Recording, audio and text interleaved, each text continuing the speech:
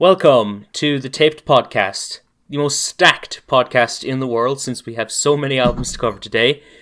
We are your hosts, as always, myself, Mickey T. And me, Nostalgia. And we are back once again to bring you another recap episode where we basically talk about noteworthy albums that came out over the course of a certain month. We have September, and to say the least, September was pretty interesting this year. It was massive. And yeah, we just get right into it. Yep. Alright, first album we're talking about today is Zeros by Declan McKenna. This is the sophomore album from the British singer-songwriter, and Zeros is a pleasant surprise from Declan, as honestly this is an album of the year contender for me. Zeros is heavily influenced a lot by like the space rock and glam rock era of stylings like artists like David Bowie, and it sounds incredibly glamorous in presentation and larger than life with its whole other level of good, in my opinion. Declan's vocals are fantastic as hell throughout the entire project. He goes all out and he matches the incredibly large and glamorous instrumentals. Sorry, I can't speak today. The sci-fi tinged lyrics are fun as hell, and they're actually quite charming. Gives this record a bit of character to it. And the track list itself, it's really tight. The 10 tracks on here barely have any dull moments, and they just stay relatively fresh and consistent. And honestly, I just love this to bits. And I didn't expect this from Declan, because, you know, beforehand I just thought Declan just made relatively nice indie pop songs, but this is really nice. This is great from Declan. Yeah, I've always enjoyed Declan McKenna's music, but in a more casual setting. As he said, he had a knack for making charming indie rock tunes, but nothing that really was spectacular and out of the box. But I think my opinion has definitely shifted now that I've heard this new album, and you know, I didn't know he had it in him to make something this ambitious and grandiose and exciting. And I had very little expectations going into this, but it's proven me wrong. I think it's a very concise, very spacey and eclectic journey, with brilliant, captivating production. I think it has very charming and full of life performances from Declan McKenna, and the whole like glam rock sound that he goes for really works well, especially with the spacey aesthetic. And yeah, it's definitely one of my favorite albums of the year, and yeah, I'm a fan. Same here. My favorite tracks from Zeros are You Better Believe, The Key to Life on Earth, Rapture, Sagittarius A, and eventually Darling. My least favorite track would probably be Beautiful Faces, and I gave this album a light 9. My favorite tracks were You Better Believe, Be an Astronaut, The Key to Life on Earth, Beautiful Faces, Daniel You're Still a Child, and Emily. I don't really have a least favorite. I'd be grasping at straws if I picked one, and I gave this album a light 9. Nice. Hell yeah. Next we have Detroit 2 by Big Sean. This is the 6th album from him, and it's the sequel to his 2012 Detroit mixtape, I believe. And it's been 3 years since we last got a Big Sean album, and personally, I don't mind Big Sean all that much. I think his I Decided album was probably his best work to date, and it is a decent album in my opinion, but I was kind of dreading Detroit 2 because the singles weren't very good in my opinion, and Big Sean as a whole isn't really that interesting in terms of his delivery. He just bores the shit out of me with it. But I will say though, he does have some bars, so I was hoping for the best. But unfortunately, Detroit 2 just suffers from a lot of things. Like, this album is way too long in my opinion. I get he was sitting on all this music for 3 years now, but this is just too much. Like, it's boring enough as it is, but this was a lot. There were things I liked about this. There were a couple of beats that were nice. Sean sometimes had some really solid introspective bars, but those moments were few and far in between. The massive feature list was cool. The best of them were on that like 11 feature song, which was actually a really cool moment. But those celebrity skits were just kind of pointless. Like, they're just there to fucking gas up Big Sean at this stage and take up space. There are a couple of songs I liked, but I just had a big yawn for a lot of this. Well, to say I haven't been fond of Big Sean's music in the past would be an understatement. So, you know, when I say that I found this album to be okay, that's saying something. I think it's an improvement. But still, as you said, I think it's nothing to write home about. I think there are certain aspects of this album that are just too long-winded and just not very interesting. The skits especially are just strange. I didn't care for them at all. Features were hit or miss. But it's definitely better than what I've come to expect from Big Sean, and that's probably the most I can say about this album. Fair enough. My favourite tracks were Harder Than My Demons, Dawn Life, Friday Night Cypher, and Still I Rise. My least favourite tracks are Body Language and Feed, and I gave this album a strong 5. My favourite tracks were Why Would I Stop, Lucky Me, Wolves, Guard Your Heart, Lithuania, Dawn Life. My least favourite tracks were ZTFO, Time In, and The Baddest, and I gave this album a light 5. Next we have TattleTales by 6ix9ine, and cringe. Big old cringe from the snitch himself. With that being said though, I didn't listen to it. I listened to it and I might as well have not. yeah, true. Fair enough. You didn't listen to it. My best track was the Nicki verse on Throes, and then everything else was my worst track. Yeah. I gave this a light 1. Fair. Well, fair as you could be. To be honest, I listened at least. Yeah, at least. I don't recommend listening, but I mean, I'm not going to anyway, so. Next, we have Gold Record by Bill Callahan. This is the 6th studio album from the Marilyn singer-songwriter. And this is the first Bill Callahan album that I've listened to, and I'd say it's a decent start to going through his discography, as I enjoyed this album a fair amount. I think the instrumentals are comprised of lone acoustics, so the songwriting is more the focus, and as a songwriter I think he's pretty charismatic. It's not the most like vivid ever, but it's interesting to hear what he's talking about in some of these tracks. And while it doesn't really stand out as much in the whole Americana sphere, it's a fine album. I could listen to a few tracks from this from time to time. I think it's pretty solid. This album to me shares a lot of issues I had with, some of his previous releases. It definitely shows his talent for songwriting and storytelling, which is something I can't deny. But when it comes to the instrumentation and music itself, as well as Bill's delivery, it's just very sleepy, very unexciting, and very skeletal. There are moments where it just kind of works and kind of clicks and, makes for some pleasant moments, but most of this album is just a bit boring to me. Not bad, just a bit monotonous in one note. Fair enough. My favourite tracks were 35, Breakfast, and As I Wander. My least favourite track was Protest Song, and I gave this album a light 7. My favorite tracks were Pigeons, Another Song, The Mackenzies, and As I Wander. And my least favorite tracks were Breakfast and Cowboy, and I gave this album a light 5. Next, we have L'air du Verseau by Yelle. I hope my French is okay here. I think it is. Yeah. This is the 4th studio album from the French pop artist Yelle, and I enjoyed what Yelle was doing on here. I think the synth-heavy production on this album is pretty great majority of the time. It made me want to move at least, and the hooks and the vocals were pretty decent, and honestly the vocal lines that she pulls off are really catchy and had me grooving to it. Granted, it's not that original and it's not that consistent, but it's a relatively short and catchy album that I can get down with. If you're just looking for something to have a good time with, then I'd recommend this. It's just a fun album to have on. Yeah, I don't think it's fantastic, but I do think it's a fun album. I think it's bombastic. I think it's exciting at times. And, it's just a very off-kilter and colourful synth-pop album.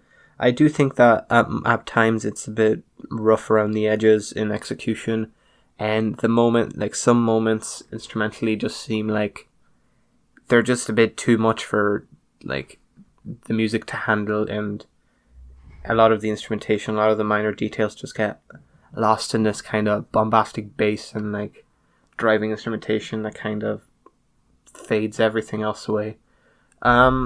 Thankfully, I think most of the album still doesn't really have this issue. it does kind of start getting older by the time it reaches the last song, but I think it ends before, you know, everything goes downhill. I think it finished while it was ahead. I don't think I have much else to say. I enjoyed it, but I think it was a bit too rough when it comes to the instrumentation and production. Fair enough. My favourite tracks were Emancipense, Karate, and Menu du Jour. My least favourite track was Noir, and I gave this album a light 7. My favourite tracks were Karate, Emancipance, and Noir. My least favourite tracks were Mon Vieux Chagrin, I think. And I give this album a light 6. We apologise for our horrible French. Yeah, I did German in school, so. I didn't do either. Fair. Alright, next is Rabbit by Fox Academy. This is the 4th album from the Oregon indie folk duo, and I'm new to these guys' work, and based off of this, I'm honestly quite impressed, and I'm interested in looking at some of their other works. To get the negatives out of the way, some of the mix kind of bothered me, but I'll give it a pass since it is a bit lo-fi, and the album started off pretty weak, and there were tracks throughout that didn't interest me, but other than that, I like this a fair bit. I think that the tunes are nice. The melancholic and sad sound of this album is quite charming. I like the vocals. The songs are written very well too, and it's a pretty cathartic album, I would say. Mm-hmm. It has its standouts, and overall I think it's a really good record. But I'd say these lads definitely have potential to make something great later on down the line, and I'll probably be following them to see if that'll happen. Someone who's kind of familiar with their sound already and has heard all of their releases thus far, it sounds a bit predictable. It sounds a bit like what you would expect a Fox Academy album to sound like at this point, except there seems to be a lot more of a focus on the actual instrumentation, which is pretty hit or miss. I think some parts are very serene and, you know, suit the lo-fi style quite interestingly, in that the instrumentation is very lush, very like colorful, but the lo-fi style kind of compresses it down, and I think it makes for an interesting contrast there. But there's other times where I think the instrumentation is too busy and cluttered for its own sake, and then the lo-fi style over that just kind of compresses it to like a point where it doesn't really sound great at all. It doesn't sound exciting, and it does kind of take away from a lot of these songs. Vocally, it's just what you'd expect from Fox Academy. Very layered vocals, just falsetto-y, kind of faint, acting as a bit of an extra instrument more so than an actual, focus of interest. But overall, I don't think it's their best record, but I still think it's good. Alright. My favourite tracks were Star Earring, Honeywood, Rosary, Baltimore, Clover, and Fishing. And my least favourite track is Quincy, and I gave this album a light 7. My favourite tracks were Junkyard, Baltimore, Snowluck, and my least favourite track was Honeywood, and I gave this album a light to decent 6. Next we have Re-Animator by Everything Everything. This is the 5th album from the progressive pop act, and I'm not familiar with this group at all, but I've heard buzz around their Get to Heaven album, which I've heard was pretty great. And I do enjoy a bit of this album. I think the production is well made. A lot of the sounds and atmospheres that they explore are quite vibey and psychedelic. I like how the synthetic instrumentals swirl, but I feel like a lot of it is a bit cluttered in a lot of the sounds that they explore, and a lot of the tracks are pretty forgettable in my opinion. I think a lot of them just left me a bit bored, unfortunately, but I do have a decent amount of tracks to take away from this, so that's something at least. It's hard for me to be disappointed by this new Everything Everything album, because it is quite good, but it does also leave me wanting more, especially looking at moments like The Actor or Violent Sun, which are some of the best songs I've heard from the band ever. And I just kind of wish the whole album lived up to the standard, like those few tracks set, because there are quite a few just unremarkable moments throughout. And I think I did like this album, but there's just some moments that leave me kind of disappointed. They've shown what they can do with, Get to Heaven, and that the album isn't that old. It was released like half a decade ago, and the band obviously still has that in them. They show it in moments of greatness, like those tracks I mentioned, but this just doesn't seem to be the full thing. This doesn't seem to be the peak of their potential. But I'm excited to see what they'll do in the future, and the few takeaways from this album are really quite good. So yeah. My favorite tracks from Everything are Re-Animator. Excuse me. My favorite tracks were Moonlight, Arch Enemy, In Bird Song, and Violent Sun. My least favorite track is Black Hyena, and I gave this album a strong 6. My favorite tracks were Lost Powers, In Birdsong, The Actor, and Violent Sun. And my least favorite track was Lord of the Trapdoor, and I gave this album a strong 6. Next, we have American Head by The Flaming Lips. This is the 17th album from the Oklahoma-based psychedelic pop and neo-psychedelic band, and The Flaming Lips are a group that I was unfamiliar with before listening to this album, so I didn't know what to expect, and I was going in blind. I do enjoy a lot of what The Flaming Lips created on here. I like this album a fair bit. I think it is quite good. The production on this thing is very psychedelic with great atmospheres. I think the guitar work on the album is really good, and I really enjoy the vocals. I love a lot of the songwriting on this album too. It's actually quite impressive. It's pretty well written, pretty cathartic, pretty driven, and I think overall this sells a lot of the record for me. Like, there's a few tracks that I didn't really care for all that much. They didn't really do a lot for me because some of the sounds and production choices are just not that as good as the highs, and it did get a little bit derivative. But I think this was a nice introduction to the Flaming Lips discography, and I'm interested in checking out more of their albums down the line, which I'll probably end up getting to on my classics list.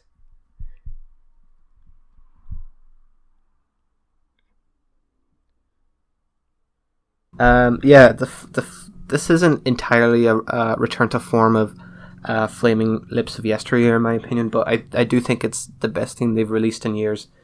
It's got, it's a lot more focused and elegant than their last few albums, which just kind of seemed like manic attempts at poignancy and avant-garde, whereas this feels a lot more calculated and confident in itself. It's also a lot less immediate than the first few albums, and I think for me it's gotten better with multiple listens, whereas albums like Osimode, which I did like when they released it 2017, has just completely grown off me, and the ideas there have grown tired.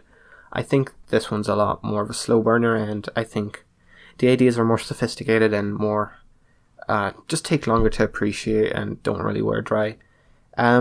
I don't think it's fantastic, but I still think it's a good, enjoyable album, and a step in the right direction for a band that was once fantastic. Alright, my favourite tracks from American Head are Will You Return When You Come Down, Watching the Light Bugs Glow, Dinosaurs in the Mountain, At the Movies on Quaaludes, Mother I've Taken LSD, and Mother Please Don't Be Sad. And my least favourite tracks are When We Die, We're High, and Assassins of Youth. My favorite tracks were I gave it a decent 7, sorry. My favorite tracks were Will You Return When You Come Down, Flowers of Neptune 6, and Mother Please Don't Be Sad. My least favorite track is My Religion Is You, and I gave this album a strong 6. Next we have From King to a God by Conway the Machine. This is the latest album from Buffalo rapper and Griselda member Conway, and honestly, I've always felt like Conway has always been my personal favourite Griselda member. I don't think he's the best one. I'd reserve that for Benny the Butcher, but Conway has always been my personal favourite, and I feel like there hasn't really been a standout project from Conway besides maybe one or two things, but I've felt like Benny and Westside Gunn have gotten more attention than he has, but I think that From King to a God is the best Griselda album, in my opinion at least. I think that Conway sounds like he's laser focused on this album. His wordplay, his rhyme schemes seem on point. He sounds cold-blooded, and he's got bars on this album too. The beat selection see itself maintaining many things about the Griselda sound while also expanding, making more focuses on like relative accessibility and hooks. And while it's the things about Griselda's sound are just getting a bit monotonous at this stage, but I feel like this is a breath of fresh air. It's not really alienating the hardcore Griselda fans while also appealing to a new, more accessible market. And I like the features on this album. I think Method Man was insane on his feature. I think that Benny the Butcher, Freddie Gibbs, and Armani Caesar and a few more were great. Not all the features landed, however, and I think the tracklist is relatively consistent. The interludes are somewhat pointless, and some tracks are notably worse than others, but the highlights are strong as hell in this album, and I think it's a great outing from Conway. I almost said Kanye again, Jesus Christ. Don't get me wrong, I do think this new Conway album is good, but once again, I'm kind of left wanting a bit more with the Griselda project this year. I think Conway, as well as the rest of the Griselda crew, have so much potential that it's just a matter of time before they released, a masterpiece. But to me, this just feels like a step towards that rather than, the great album that they're capable of. I think the production at times is fantastic and just adds so much to the music. But at times it just feels a bit too overstated and too immaculate. And it takes away a lot of the grit the album would have otherwise had for me. I can't say much bad things about Conway's contributions when it comes to his flow, his songwriting, and just delivery in general. Because I think they're good. I don't think there's ever moments where I'm left kind of disappointed in a flow or a verse from him. It's just mostly the production that seems a bit too much at times for me, and at others just too little.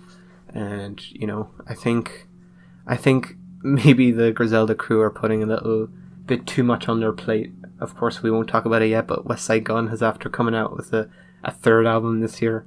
And this is the third thing Conway came up with this year. To be fair, I think wasn't the other two EPs, or am I wrong there? One of them was an EP with The Alchemist, and the other was another album. Well, yeah. I just feel like if they kind of put the foot on the pedal and worked on something completely that could make something incredible, I just think this is a bit sloppy for me. There's plenty of reasons to be excited about the Griselda crew, though, but this ain't it for me. Fair enough, I suppose. My favourite tracks from A King to a God are Lemon, Juvenile Hell, Forever Dropping Tears, and Nothing Else. My least favourite track is Seen Everything, and I gave this album an 8. My favourite tracks were Lemon, Seen Everything But Jesus, Spurs Tree, Forever Dropping Tears, and my least favourite track was Fear of God, and I give this album a decent 6 out of 10. I feel like if the Griselda crew actually just hunker down and stop dropping so much filler albums, then they would actually be capable. But I don't know, I just feel like it's more quantity over quality at this stage. Definitely. I mean, it's not that it's bad, it's just... it's so close to being great. Yeah. Next we have We Are Chaos by Marilyn Manson. This is the 11th album from the alt-metal singer and the Pale Emperor himself, Marilyn Manson. Now, I've always known who Marilyn Manson was, but I've never actually listened to his music. So this is technically the first Marilyn Manson album I've listened to, and after listening to this, all I can really say is that this was a poor introduction to the world of Manson's music. Yep. The production on this album doesn't really strike me as much in the way of anything memorable or interesting. I find a lot of this just be very average. Marilyn Manson himself doesn't intrigue me all that much either. His vocals are heavily processed, they sound fairly robotic, and he does have some decent lyrical moments, but those moments are few and far in between.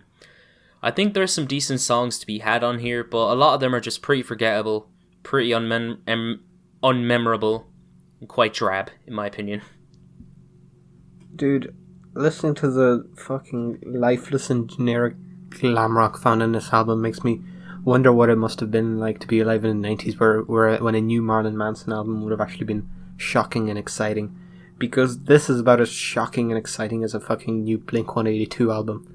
It's so boring and drab and cheesy and... I really did not care for this album. I think it had one or two songs that, had a bit of grit to them and had a bit of excitement to them. But so much of this album is just so generic and boring and uninteresting that it's quite hard to believe it's coming from Marilyn Manson, but here we are. Yeah.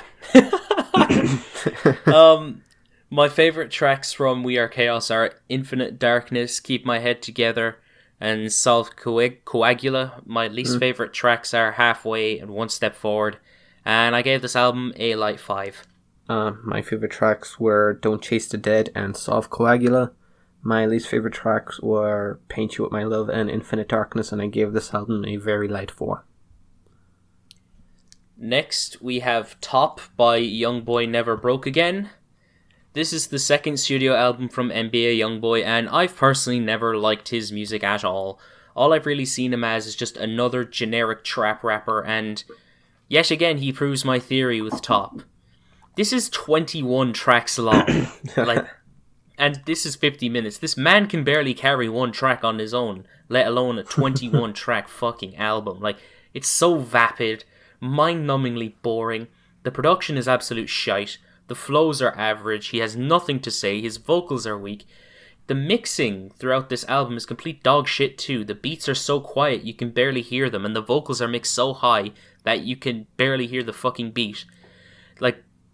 Jesus Christ. The only real saving grace for this was the Lil Wayne feature, and I don't even fucking like Lil Wayne. This album was just an absolute mess. One of the worst things I've heard all year, honestly. To be fair, I listened to the new YG album, which we'll talk about next month. Dude, for some reason, I just think Lil Wayne is better now than he was in the 2000s. His features have been a lot more tolerable than they used to be. Something's happened. I think he's grown up. I think he let go of the fucking weird voice effects. But anyway... You would think after realizing that YoungBoy Never Broke Again is only capable of making the same one song over and over again, someone at the studio, someone at the label would be like, hell, let's not release an hour-long album of this crap, but here we are. It's a bit too ambitious for him, let's just say that. Yeah. Is it even ambitious? Having 21 tracks is way too ambitious. A fucking 4-track EP would be more up to his pace. Yeah, is bad. Not much else to say there, yeah? Yeah. If you like the All same, right. if you like the one song, well, you're in luck. It appears 20 more times. Anyways, my favourite tracks from Top are... Well, I'll say the least intolerable tracks from Top are Drug Addiction, Crossroads, and My Window. The worst tracks are the rest of them. This album is a light 1. My favourite track was Callin' because Snoop Dogg. And my least favourite tracks were pretty much everything else. I gave this album a light 3. Next, we have As Lost Through Collision by Sprain. This is the debut studio album from the California slowcore and post-hardcore band Sprain, and this album is my introduction into this band's work, and I have to say, I'm genuinely quite impressed by what I'm hearing on As Lost Through Collision. This is probably one of my favourite, post-hardcore albums of the year. The band really deliver on giving me material that I've been coming back to quite frequently since I first heard it. This band cover a lot of ground throughout this album, taking influence from, lots of bands within the realm of post-hardcore and post-rock. They culminate all these influences to create something truly great, in my opinion. I think the guitar work on this album is fantastic. The riffs they use are noisy, plenty of feedback, very, very great indeed. I love the drawn out structures of the songs. I like how dynamic they are and how they sound, ranging from being very in your face and noisy to more calm and serene picking, and I think the progressions are so nice on this album. I think that the vocalist is fantastic. I love the moments where they just yell and scream their head off. I just like and whenever the whispering is applied, I think it's a nice touch. This band does have potential to make something great, in my opinion.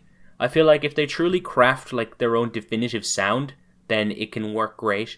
And yeah, I think this album is brilliant, honestly. I loved it. I loved every second of it. I think, Sprain explores a very unique and very slow and steady take on post-hardcore. And to me, it just results in kind of varying degrees of success.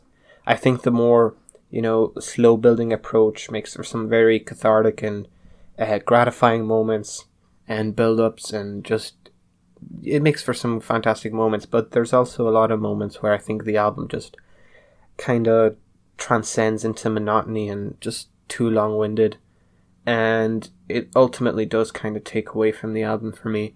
I do agree with what you said, that there is buckets full of potential here, and I think the moments where the band does shine, you can really tell that they have a lot of chemistry and just a lot of interesting ideas, interesting takes on this genre, and it does kind of lead me to believe that there's better albums to come in the future from the band. This is only their debut, as you said, but I'm not that impressed, but I did enjoy it. Okay, my favourite tracks from As Lost Through Collision are Everything, Constant Hum, and My Way Out. My least favourite track was Slant, and I gave this album a strong 8. My favourite tracks were Slant and Worship House, and my least favourite track was My Way Out, and I gave this album a strong 6. Next, we have The Universal Want by Dove. This is the 5th studio album from the UK-based alt-rock and indie rock outfit Dove, and this is the band's first album after 11 years, and when it comes to Universal Want, I think that it has its standouts, but I don't really feel like it has much in the way of an original idea or a sound. Oftentimes I will get the feeling that this band are being derivative of other bands, and I find a lot of the instrumentation to be serviceable, but a bit too clean, grabbing onto tropes and not really doing much in the way of anything dynamic. I feel like the vocals have a lot left to be desired as well. They work on some tracks, but I get the sense that the vocalist was pretty derivative of Chris Martin from Coldplay. Plus, the songwriting isn't very interesting in my opinion. There are instrumentals in songs that I quite like. However, I wouldn't really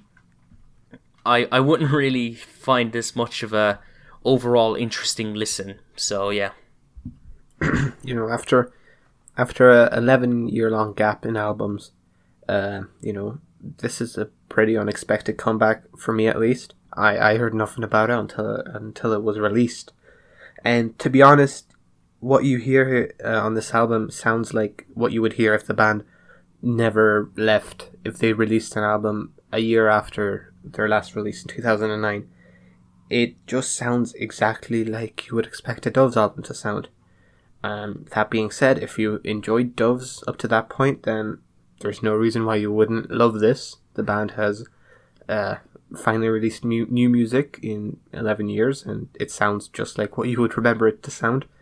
But it just, as much as I did enjoy it, I wish there was a bit more progression in their sound. I do think they should have experimented with a bit more ideas, and just overall, I think holding on to that identity is important after such a long break, but just exploring new ideas would also be welcome, just so it doesn't kind of come off as just releasing an album just for the sake of releasing an album to appeal to fans. That being said, I was always a fan of the Dove sound, and I still am. I just wish it was a bit more progressive. Alright, my favourite tracks were For Tomorrow and Prisoners. My least favourite track was Broken Eyes, and I gave this album a decent 6. My favourite tracks were Carousels, I Will Not Hide, Prisoners, and Universal Want. My least favourite track was Cathedrals of the Mind, and I gave this album a light 7. Next we have Apple by A.G. Cook. This is the 3rd studio album from the UK producer, singer, and PC Music founder. And Cook is releasing Apple not even a month after his behemoth of an album 7G, which was an ambitious undertaking that I enjoyed a fair amount of material from, but I felt like it was too ambitious for its own good. Apple has a shorter track list that runs for over 30 minutes, and it only has 10 tracks, so one would hope that there would be more of a concise listen, more of a concise track list with more enjoyable material. But unfortunately, I couldn't help but feel very underwhelmed by what A.G. Cook was doing on here. Apple doesn't really see him working to his strengths or innovate with anything interesting in the landscape that he created.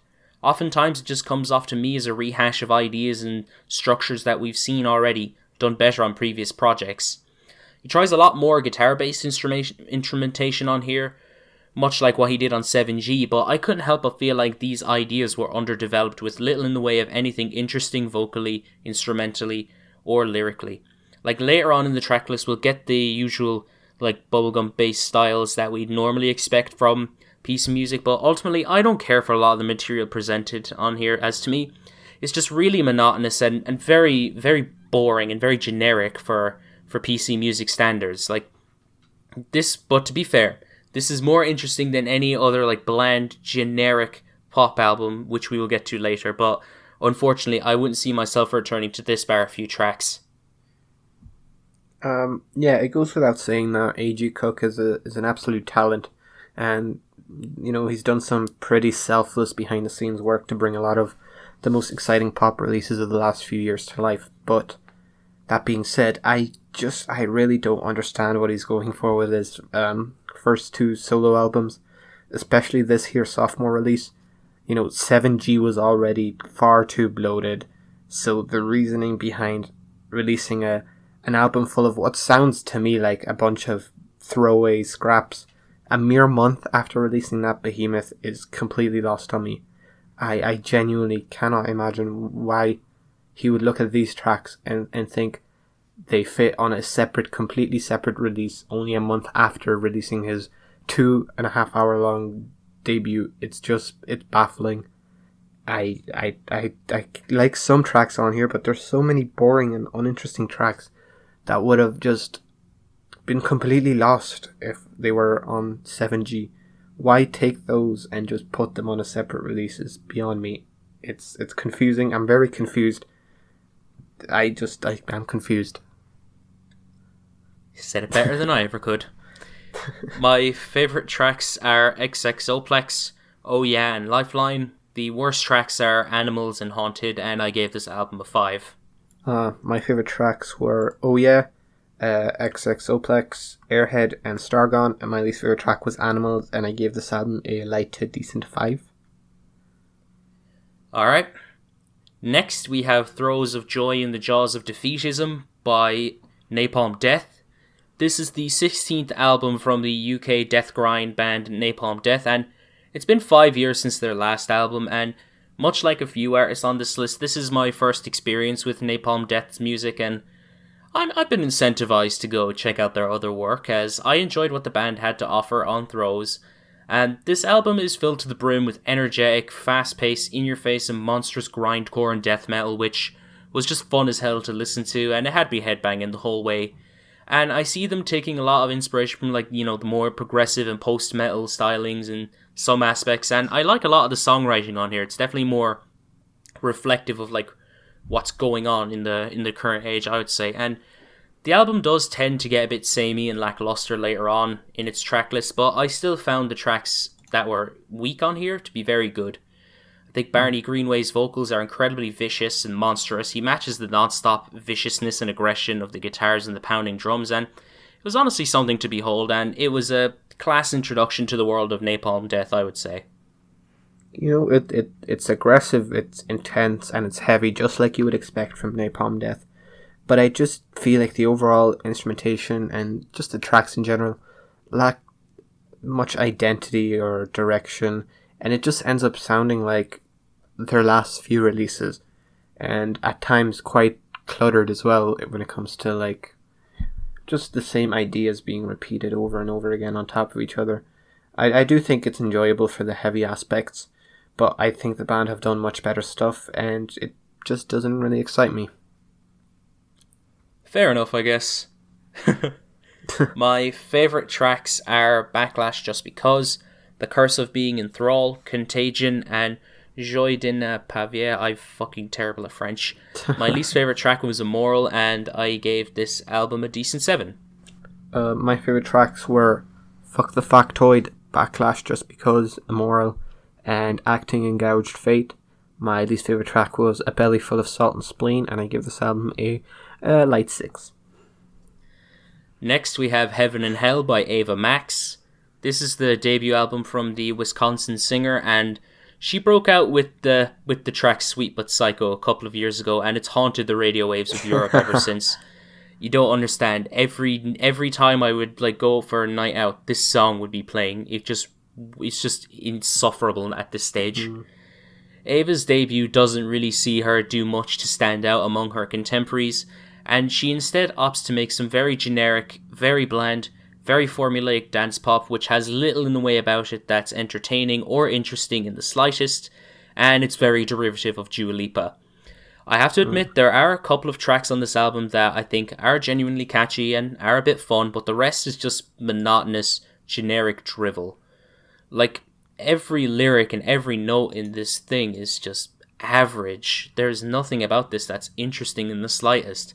And another thing, why review bought this album in particular? That was just so stupid. A lot of the cadences and melodies are practically identical, match the identical song structures really, and every track is pretty much the same thing. There wasn't many things that I thought was just horrendous, bar a couple of tracks, but this thing just leaves me with so little to talk about. It's just a nothing album in my opinion. Yeah, I can pretend I have a lot to say about an album of what is clearly very substanceless, lowest common denominator pop music that is just meant for people who will eat anything up. But I don't. This is boring, it's bad, and I don't care for it. Ditto. Best tracks are OMG What's Happening, Take You to Hell, and Born to the Night. The worst tracks are Heaven, Belladonna, and Sweet But Psycho. And I gave this album a strong 3. My favourite track was Born to the Night, and my least favourite tracks were Sweet But Psycho and So Am I, and I gave this album a light 3. Next we have Protean Threat by the OCs. This is the 18th studio album from the California psych rock and garage rock band OCs, and this is my first experience with this band. I've been recommended some of their stuff before, but this is my first official dive into their discography. This is probably going to happen 5 times throughout this whole podcast. I have to say, I enjoyed this project a fair bit. I think that it is really good, really consistent, and I think the record starts off incredibly well. I feel like the grooves on here are really great. I felt like the kind of meandery kind of tracks appealed to me a bit in a sense, but a lot of what the band cooked up between this ranged from being good to great, with a lot of interesting production, great playing, great musicianship, great concepts, and for its relatively short length, it has a great amount of material in it, and I'd honestly be coming back to this real soon, I'd say. Yeah, I think they're back again with another very thrilling and wild psychedelic rock album, but I think this time it manages to surpass the already high standards I've had for the band's music, given the quality of the last few releases. I think this album sees the band explore a more punchy and punky garage approach to their sound, and the result is an album that delivers a track after track of just calculated in-your-face madness. I think this is their best album in their last few years, and I've been listening to every single one for a while. So yeah, I'm very happy with this release, and I loved it. My favourite tracks were Terminal Jape, Said the Shovel, If I Had My Way, and Persuaders Up. My least favourite track was Dreary Nonsense, and I gave this album an 8. My favourite tracks were Scramble Suit 2, Dreary Nonsense, Upbeat Ritual, Terminal Jape, If I Had My Way, and my least favourite track was Said the Shovel, and I give this album a light 8. Next we have Find the Sun by Deradoorian. This is the third studio album from the singer-songwriter and member of Dirty Projectors, Angel Deradoorian, and I'm not very familiar with Deradoorian's solo work or her work with Dirty Projectors, but I'm aware that what she does on her solo stuff is way different than what she does with her other projects. And Find the Sun sees Deradoorian do various tracks in different styles of rock, whether we're talking, about art rock, krautrock, folk, psychedelic rock. While I think she does a very good job at making a very nice album experience, it isn't without its criticisms. Most of my issues boil down to the longer tracks and how they're structured. I feel like for their length, they don't really do much to drive them into anything interesting or create interesting territories or create much in the way of anything satisfying. I feel like a lot of this album just meanders to me. Besides that, Find the Sun has some great standout tracks that are at times very intoxicating in its instrumentals, its soundscapes, with a classic and straightforward sounding vibe to the production that works well with Deradoorian's songwriting and vocals, and a lot of the instrumentals are pretty psyche, pretty artsy, produced very well. I like a lot of what was offered on here, but it is without its issues, unfortunately, but it's a good attempt nonetheless. Yeah, I'm not gonna lie, I didn't expect to hear a very psychedelic krautrock inspired album coming from Deradoorian of Dirty Projectors fame, but she surprisingly seems very comfortable and, capable on this style of music, which, as far as I'm aware, isn't something she's released before. I think there are a few moments that are a bit long-winded and, faded out when it comes to the production, but a lot of the material here is very competent and very enjoyable. I do think there are definitely aspects she has to work on, and that's definitely possible. And yeah, it's a nice album. It's enjoyable. I wouldn't say it's fantastic, but I enjoyed it. My favourite tracks were Red Den, Coruscant. I can't read today. What is wrong with me?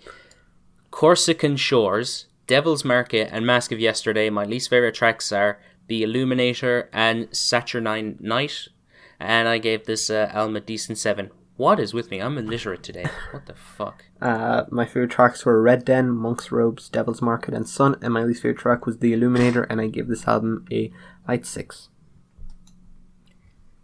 Next album we have ORCA by Gus Dapperton.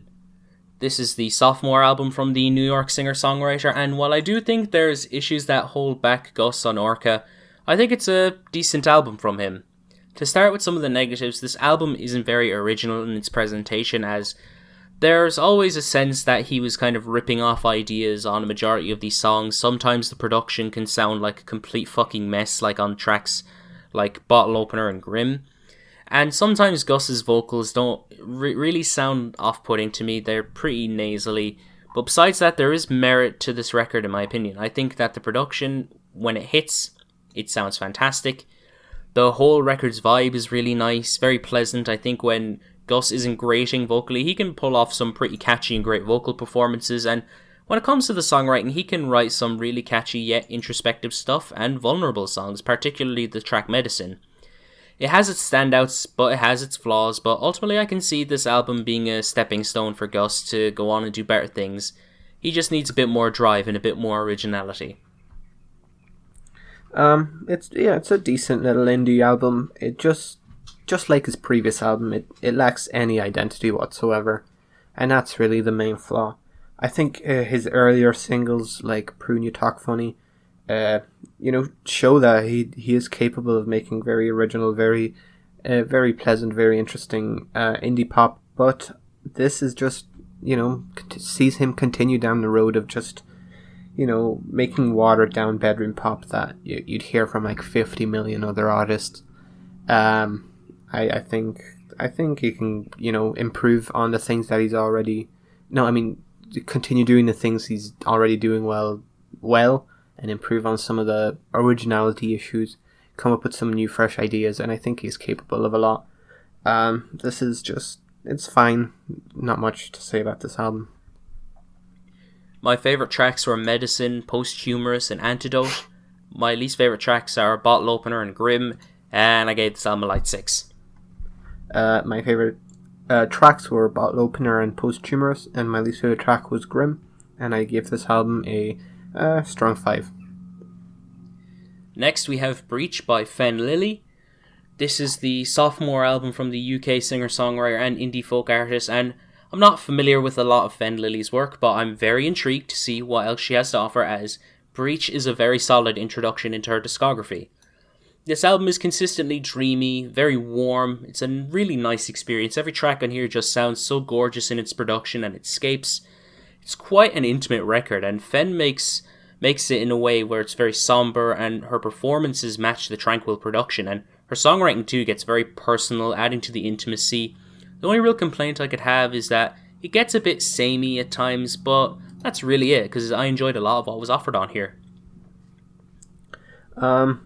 Yeah, I was a fan of her 27 release Car Park, and I'm even more of a fan of this album. I think she expanded on some of the very lush and heavenly aspects of her music and amped them up to 11. And, you know, the instrumentation is just very busy, very layered, and very heavenly, as I said. And, you know, this, as well as being very serene and stripped back and intimate in her delivery, I think this makes for a great contrast and combination. The songwriting is fantastic. Her vocals are great. They really fit and blend well with the instrumentation, the overall aesthetic of the album. And overall, I'm very happy with this album. Alright, my favourite tracks were Alapathy, Berlin, Elliot, and Someone Else's Trees. My least favourite is 98, and I gave this album a decent 7. My favorite tracks were Alapathy, Birthday, Solipsism, I Used to Hate My Body, Now I Just Hate You.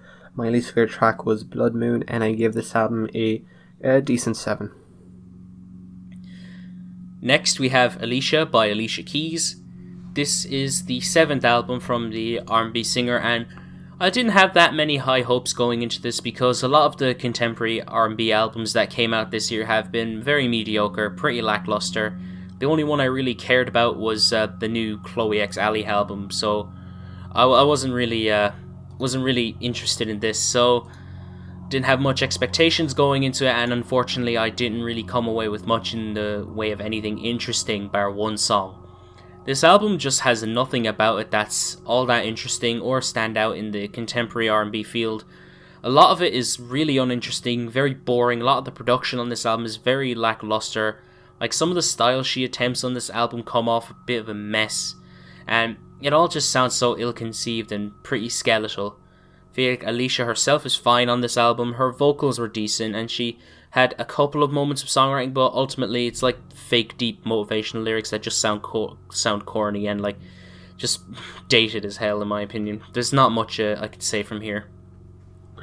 Yeah, it just sounds like a series of very polished yet still unremarkably skeletal first drafts of tracks rather than anything original, anything exciting. It sounds like 100 million songs. Every song on here sounds like 100 million songs I've already heard. It's like I'm getting deja vu over and over again here. I think the vocals are fine. They're just a bit too cleaned up and just polished, and the whole album just sounds lifeless to me. Yeah. I get my favourite track is Perfect Way to Die. My least favourite track is Underdog, and I gave this album a decent 6. 4, sorry, a decent 4. My favourite tracks were Time Machine and Authors of Forever. My least favourite track was Love Looks Better, and I gave this album a light 4. I keep fucking talking over myself there. I need to get a coffee or something. Me too, though. Alright, next we have Shore by Fleet Foxes. This is the surprise 4th album from Washington indie folk group Fleet Foxes, and like I said, these guys dropped a surprise album on all of us on Tuesday, the 22nd, and it was an unexpected surprise, but it was welcomed, as I think that this Fleet Foxes album is very good. The production on this album is very bright. What is wrong with me? Jesus Christ. I apologize in advance. The production on this album is very vibrant, very lush, grand in its presentation, and very intimate. It sounds like the summer soundtrack with that kind of like walking on the beach during the sunset vibe. There were moments on here that I couldn't help but get soaked into what was going on. It was just that great. I will say though that some tracks didn't really hit me as much as others. I do feel like this album is a little bit too long, but when the highs are great as they are in this record, they hit.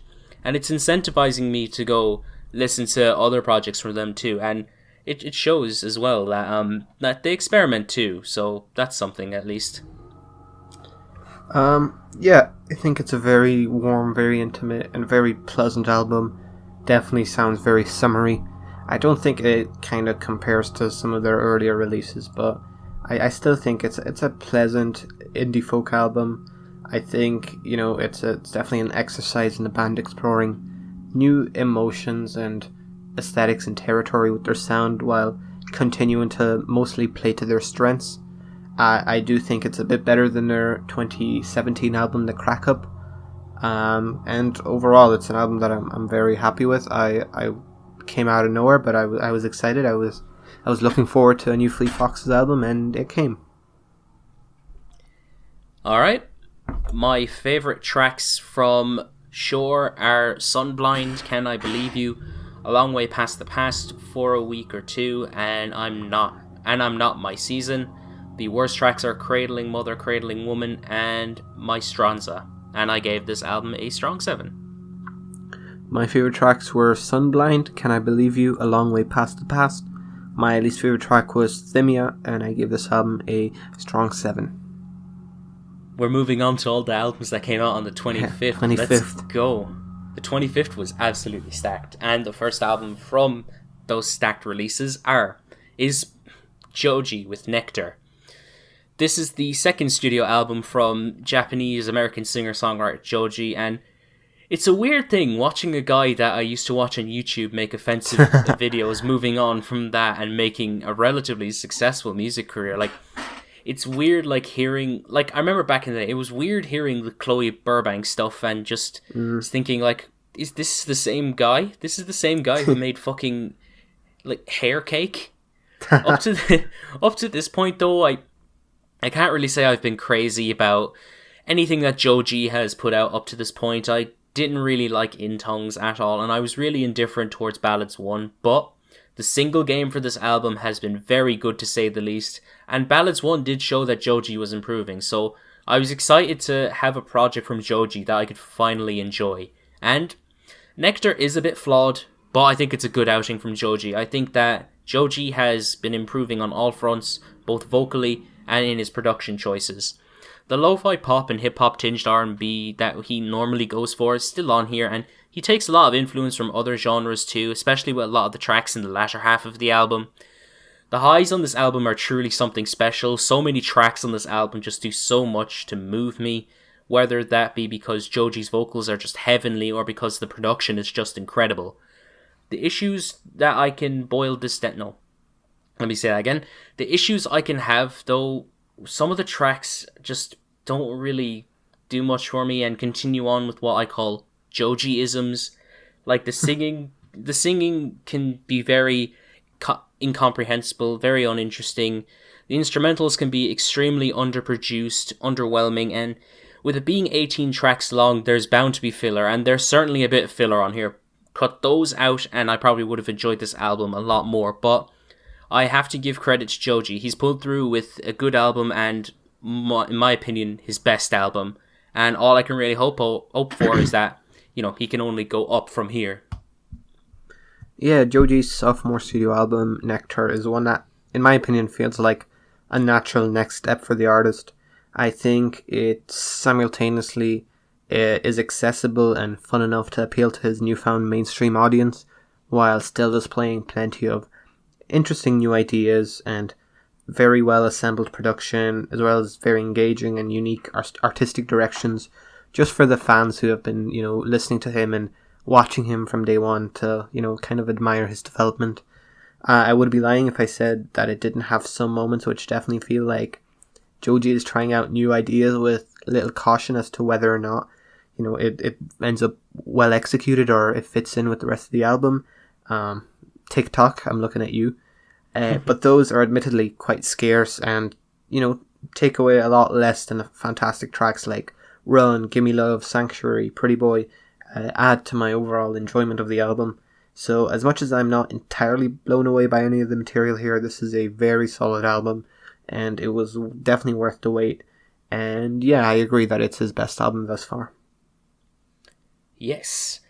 My favourite tracks from Nectar are Gimme Love, Run, Daylight, Sanctuary, Mr. Hollywood, Like You Do, 777 and Your Man. My least favourite track is Nitrous, and I gave this album a decent 7. My favourite tracks were Modus, Gimme Love, Sanctuary, I put Gimme Love in twice, Run, Pretty Boy, and my least favourite track was TikTok, and I gave this album a strong 7. Alright, what's next? Next, we have probably the album that I anticipated the most out of all of this. We have Ultramono by Idols. This is the third studio album from the UK post-punk band. And this album was, like I said, the one that I was most excited for. Not only because they're one of my favourite bands at the moment, and not only because the singles have been great, but also it would be a brilliant year for post-punk, if Idols deliver. And Idol's sound for this one isn't as expansive or as varied as it was on Joy as an Act of Resistance, but they decided to make something that feels a bit more straightforward, but it's still hard-hitting, noisy, in your face. It seems to amp up the volume and the aggression. The guitar work on this thing is incredibly good, very crunchy, very catchy. The drumming is incredible. I think that Idol's lyrical message, despite how controversial the approach has become lately, I think it's fine. I don't mind the more minimal or less cryptic approach to the songwriting. I think that the writing is written in a way where it seems more simplistic, easy to follow, easy to digest, and a bit repetitive, but I see the repetition as the way some Rage Against the Machine tracks, they would just kind of repeat the same phrase in the verses for a kind of a protest way. I kind of compare it to that in a sense, and I think it works. The messaging is pretty, it's pretty straightforward. It's probably some of Idol's most potent to date, I would say. Joe Talbot, of course, absolute beast. Why not? He works so well with the just fucking intense, aggressive instrumentation. Although I wouldn't say this is their best album. I wouldn't say it's as good as Joy as an Act of Resistance. But I still think it is a really good outing from Idols. Yeah, I'm once again very impressed. Idols have proved time and time again to be one of the most exciting bands in the world right now, and this just furthers that statement for me. It's not really a deviation from business as usual from the band, but that's not to say anything here is stale or overdone, as it's quite the opposite really. I think everything from the instrumentation to the attitude throughout this project feels fresh, with a whole new perspective and focus. And overall, it sounds fantastic. I think that maybe I was a bit nervous because Joy as an Act of Resistance might have been a bit of a tough act to follow. At least to the standard that album had set in stone. But it's certainly not as good as their last two albums, in my opinion. But I still think it brings a lot of great things to the table, and there's nothing here to be disappointed by if you're a fan of the band. I'm definitely not disappointed, and it's one of my favorite albums of the year. Same here. My favorite tracks were War, Grounds, Mr. Motivator, Model Village, Ne Touche Pas Moi, Carcinogenic, and Reigns. My least favorite track is Danke, and I gave this album a strong 8. What?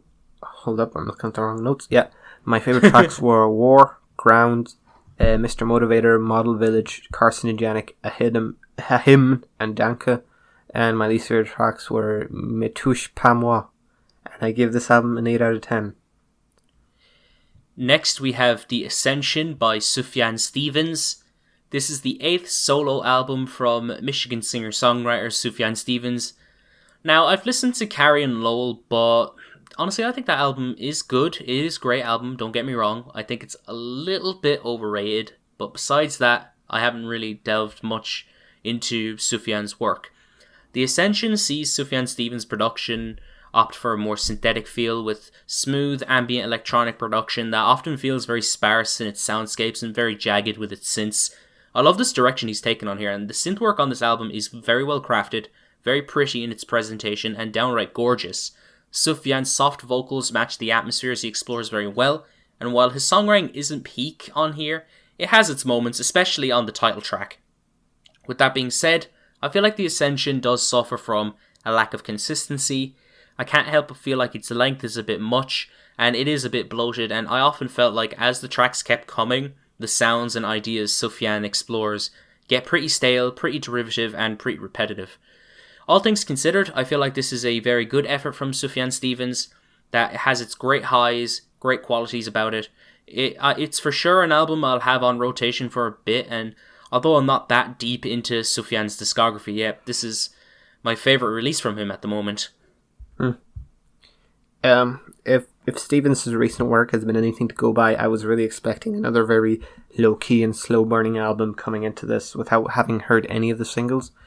But the Ascension just kind of took those expectations and threw them out the window off a 12-story building. This is just no more half-assed dabbling with undercooked ideas like on his last record, Aporia.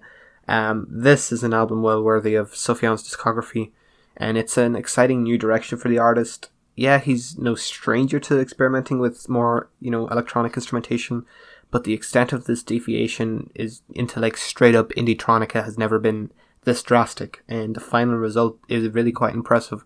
I think the synth work is fantastic. I think Sufjan perfectly orchestrates seamless merging of very glitchy and rugged synths into his very ethereal and atmospheric textures, and it all comes together into very brilliant and chaotically serene tracks. I think the only major complaint I can really give this album is that it does really feel like it drags on for a bit too long. And a lot of the less impressive tracks are near the latter end of this thing. So yeah, that's probably my only major complaint. However, the final track is fantastic, so it kind of makes up for that. And overall, it doesn't really do much to ruin my enjoyment of the album overall. Great. My favourite tracks are America, Make an Offer I Cannot Refuse, Lemonations, The Ascension, and Die Happy. My least favourite tracks are Death Star and Gilgamesh, and I gave this album a light 8. My favourite tracks were... Why does my notes keep scrolling up to the top? Hold up. My favourite tracks were Make Me an Offer I Cannot Refuse, Video Games, Tell Me You Love Me, Landslide, and The Americana. And my least favourite track was Gilgamesh, and I give this album a strong 7. Use Google Docs, bro. That's what I'm doing. No. Next we have, Tickets to My Downfall by Machine Gun Kelly. This is the 5th studio album from the Ohio rapper, and MGK has been an artist that's been pretty much a punching bag for years, not only because, the whole Eminem thing, but also because his music is just really mediocre. And when he started, showing that he was going in a more pop-punk direction, I honestly couldn't help but just cringe, because it gave me PTSD from when Vic Mensa did the same thing last year, and generally speaking, these rappers crossing over into other styles of music just generally goes horribly wrong. Think of Vic Mensa, Logic, G-Eazy, and Lil Wayne. But honestly, Tickets to My Downfall is probably one of the better projects in this vein, but ultimately it's still bad and a complete fucking mess. I think that MGK's attempt at going through a new pop-punk style is just super generic, super uninteresting, super bland. It boils down to him hearing Blink-182 once and then feeling inspired. And I get that Travis Barker produced this album, but does that make it any worse than it already is? It's super compressed. It sounds like fucking 9. The production on this is super clean, super generic. The writing is absolute dog shit, and those skits are unbearably cringe. And you'd feel like this kind of songwriting that he explores on here would come from someone who's fucking 16 or something. No, he's 30. 30-year-old man is writing this shit, and the album has some good energy, but honestly, it's better than most of his rap albums, but at the end of the day, loud doesn't equal good. Perhaps it's no surprise that this isn't exactly great, but what is surprising to me is how I didn't completely hate this new pop-punk direction. Sure, a lot of tracks on here are just very boring, uninteresting pop-punk pastiche, and the lyrics are so bad sometimes that I genuinely feel second-hand embarrassment for Kelly. But I don't really even want to get started on the skits. Those were fucking some of the most uncomfortably cringy things I've ever heard in my life. But somehow I genuinely think he's better at making pop punk than he is at rap, which obviously isn't saying much. He's literally one of my least favorite rappers of the last decade. I have not liked a single project he's put out, and you know that it's saying something when this is probably my favorite Machine Gun Kelly project to date. And you know, I also, you know, as he mentioned, Travis Barker did the production on this and definitely did the drums on this, which when I was listening to this, I wasn't aware that Travis Barker had anything to do with it, but I was very impressed by the drums, and Travis Barker is an incredible drummer. I agree. You know, the instrumentation throughout is pretty tight, it's pretty energetic, and it brought a lot of genuine enjoyment to the table for me. I don't know if this is a one-off thing for Machine Gun Kelly or if it's something he'll do regularly, but you know, I'll listen if he releases another album like that. Maybe he can iron out some of the flaws and make something enjoyable. It's not awful, it's not great.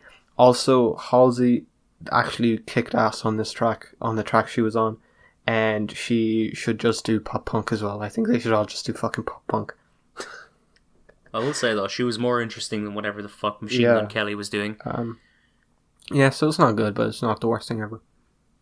It's do you know what? To be fair, it's not even the worst album I've heard this year, so I'll give it that. But at the same time, it's not very good. My favorite track was "Lonely," and the worst tracks are "All I Know" and "My Ex's Best Friend." And I gave this album a light 3. My favorite tracks were "Title Track" and "Forget Me Too." And my least favorite tracks were "All I Know" and "My Ex's Best Friend," and I gave this album a light 4. Next, we have "All Thoughts Fly" by Anna von Hausswolff.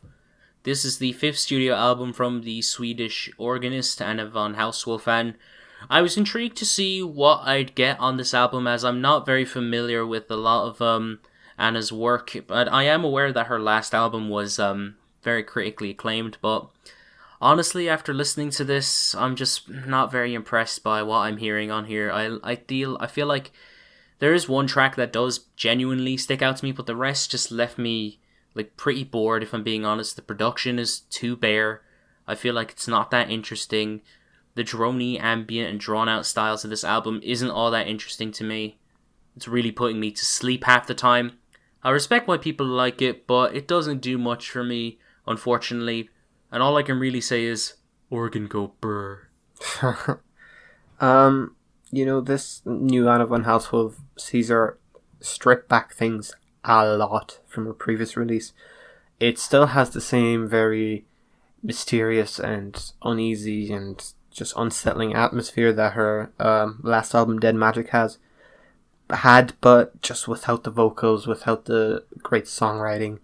It's just kind of a bare bones substanceless dark ambient album that, you know, has some very nice texturing and has some good ideas when it comes to the soundscapes, but it's just overall so unfocused and just a bit odd to like hear after her previous release, which was so ambitious and fantastic. I will say it would probably make for a very good soundtrack to like a video game or something. That's all I could really think about while listening to it, but yeah, I'm not that big on this album.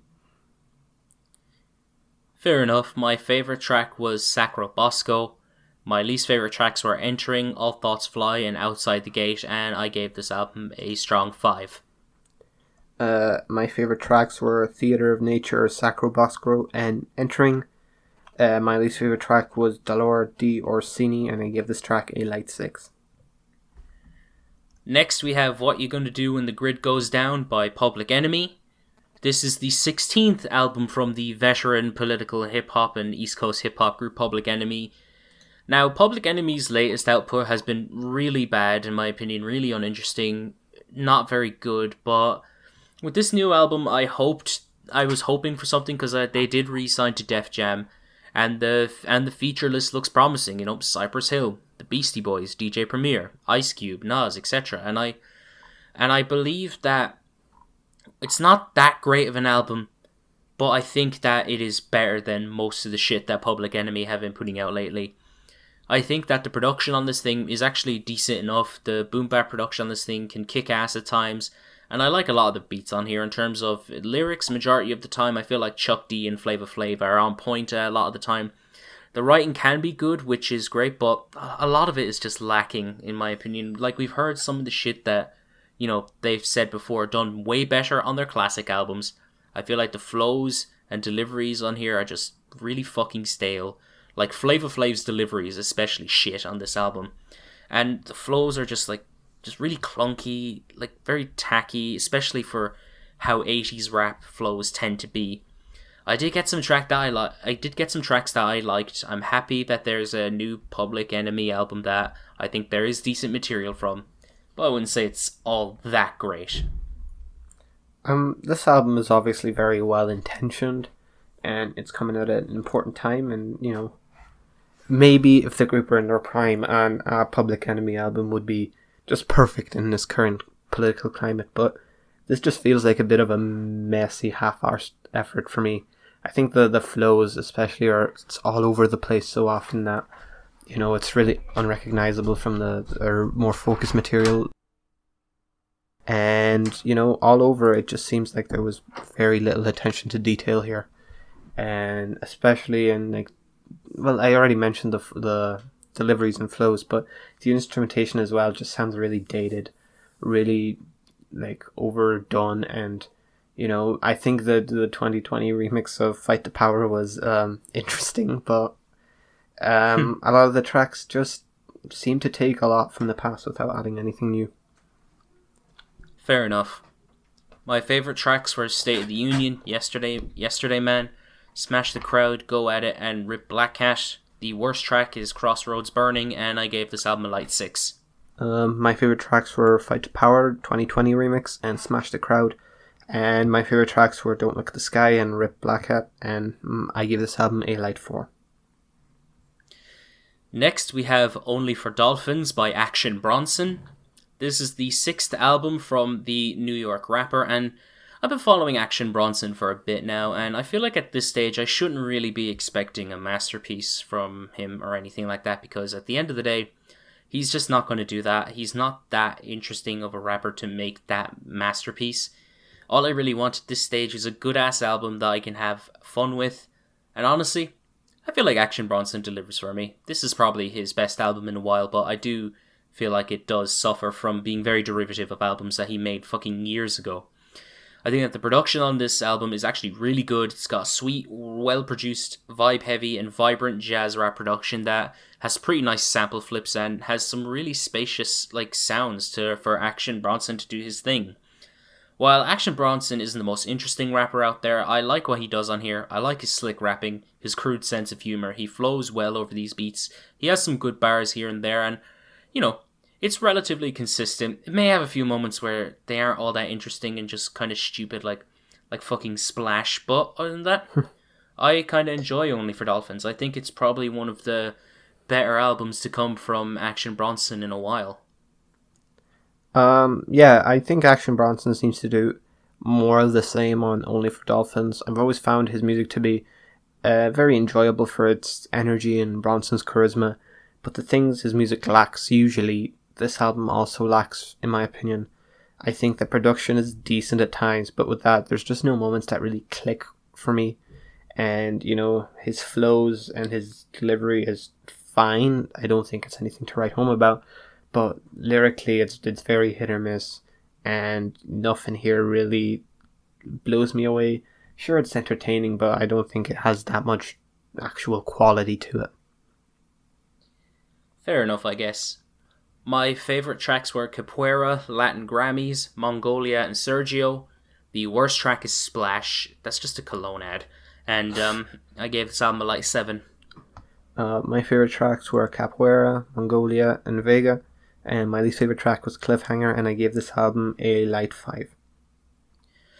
Next, we have Ohms by Deftones.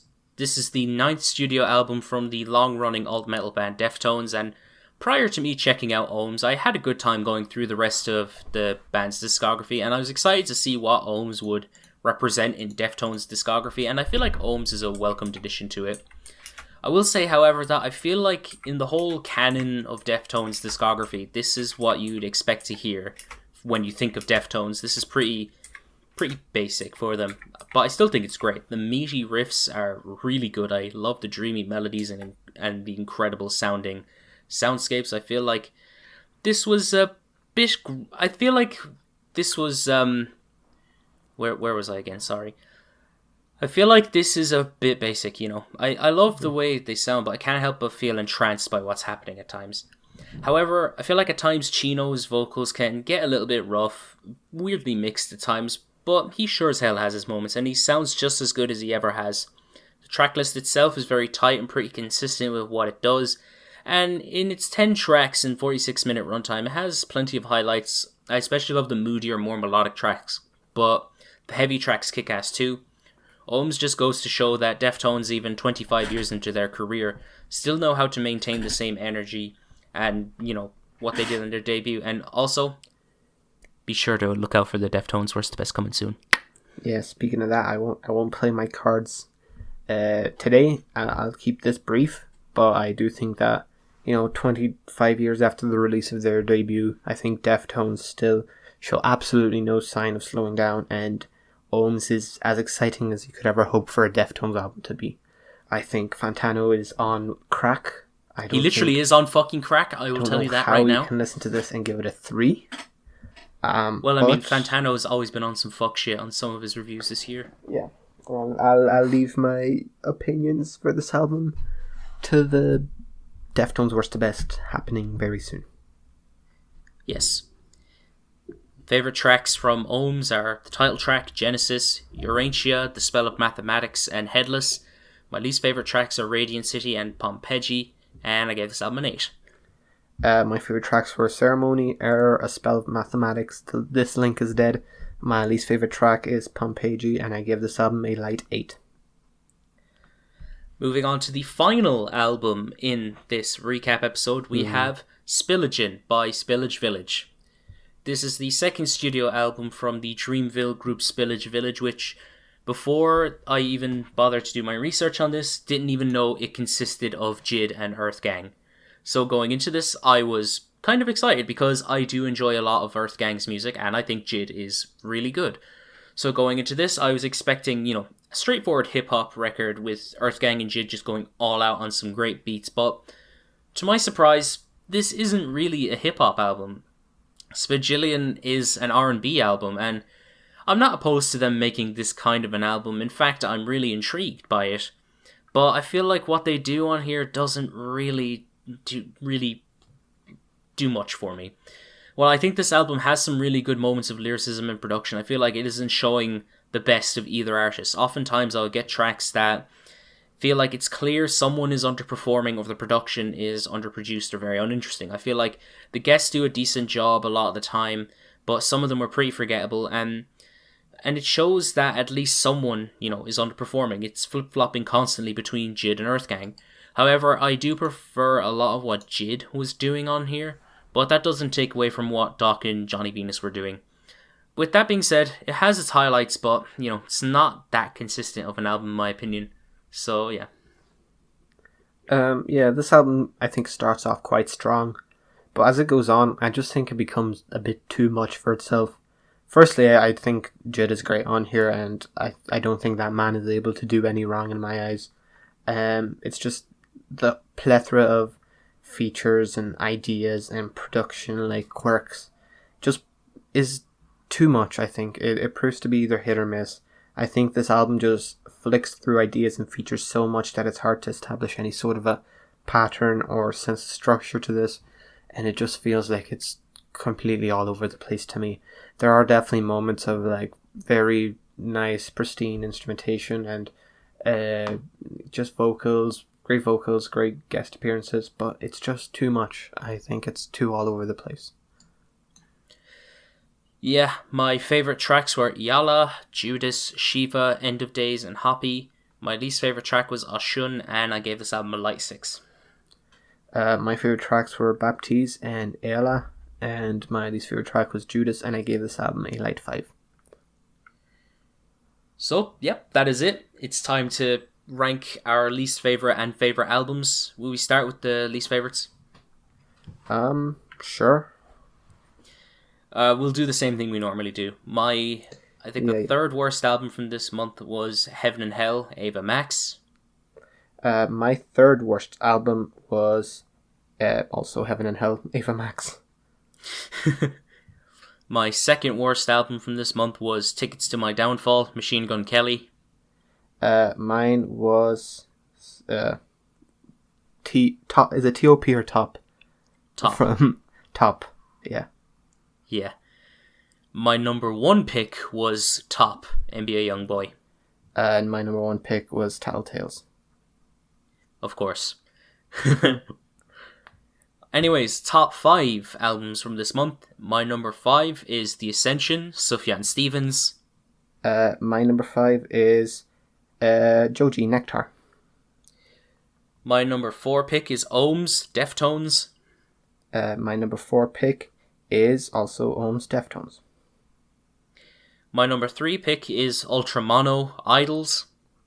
My number 3 pick is OC's Protean Threat. My number 2 pick is As Lost Through Collision by Sprain. My number 2 pick is Idols, Ultramono. And my number 1 pick is Zeros, Declan McKenna. That is also my number 1 pick. Yeah. Hell yeah. Anyways, thanks so much for checking out today's episode of the Taped Podcast. As we said earlier on, expect a Deftones worst to best real soon. And necessary links are in the description to our own individual channels. I will probably have a video up over the weekend. And I hope Nostalgia has some stuff going on too, of course. I've stuff in the works. Hint, hint. And, yeah, of course, follow our Album of the Year and Rate Your Music in the description. And, yeah, see ya. Peace.